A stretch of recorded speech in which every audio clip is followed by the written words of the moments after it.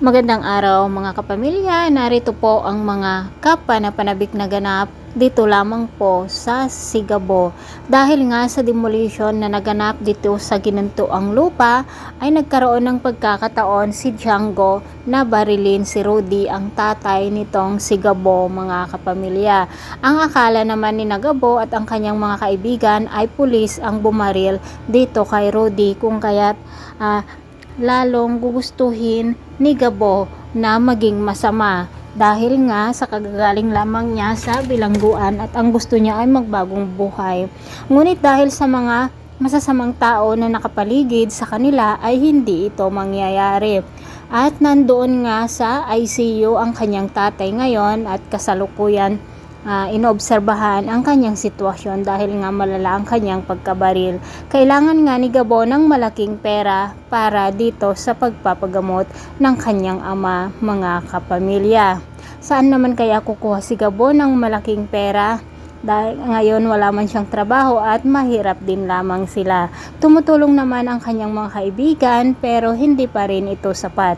Buti na lang mga kapamilya, nakita ni Gabo ang kanyang kasamahan sa bilangguan noon at big time pala ito, kung kaya't ito ang magbibigay ng trabaho kay Gabo para kumita ng pera para sa pagpapagamot ng kanyang ama dahil nakasalalay dito ang buhay ng kanyang ama, kung kaya't gagawin niya ang lahat para dito. Samantala mga kapuso, nakakasad namang isipin ang pakikitungo ng ama ni Samantha sa kanya dahil nga hanggang ngayon ay hindi pa rin matanggap ng ama ni Samantha na namatay ang kanilang kuya noon dahil sa pagligtas niya dito kay Samantha, dahil nga puro sila mga pulis, kung kaya't si Samantha ang sinisisi ng kanyang ama.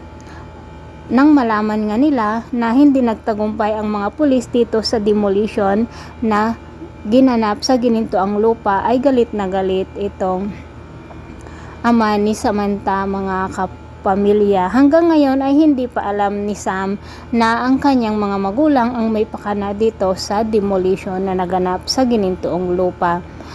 Ang trabaho naman ni Gabo kasama ang kanyang mga kaibigan ay huhuliin nila ang isa sa pinakamataas na pinuno ng mga drug lord mga kapamilya, at malaking pera ang katumbas nito, kung kaya't gagawin ito ni Gabo kasama ang kanyang mga kaibigan at sa hindi inasang pagkakataon ay muling mag-cross ang landas nila ni Samantha dahil ito rin ang misyon nitong si Samantha bilang pulis ay huhuliin nila ang mga tao na nagpapakalat ng illegal na droga sa Pilipinas. Mga kapamilya, pakaabangan po natin ang bawat yugto dito lamang po sa Sigabo. Maraming salamat sa walang sawang pagsubaybay. God bless. See you on my next video.